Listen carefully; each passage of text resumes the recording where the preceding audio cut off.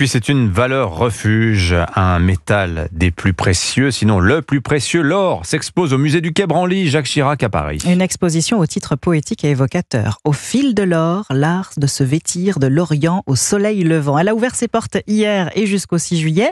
On y découvre l'histoire millénaire de l'or dans les arts textiles, Sébastien Bordenave. 7000 ans que l'or fascine l'homme, un métal précieux qui vient du ciel. Formé de la collision d'étoiles, il devient vite dans l'inconscient humain un fragment de Dieu. Comme pour en voler le pouvoir, l'humanité veut faire corps avec l'or. Des bractées, ces minces feuilles d'or qui accompagnaient les défunts au sud de l'Azerbaïdjan au 5e millénaire avant notre ère, jusqu'en Égypte antique où les pharaons pensaient que la chair des dieux était en or et les os en argent. Sont présentées aussi des robes de Galliano, de Lagerfeld, mais surtout une quinzaine d'œuvres de Guo Pei, la célèbre créatrice chinoise connue pour avoir conçu une robe jaune poussin de 25 kilos pour Rihanna. Je lui ai demandé l'importance de l'or dans son travail. Pour moi, l'or représente une véritable force, un véritable pouvoir, celui de l'amour.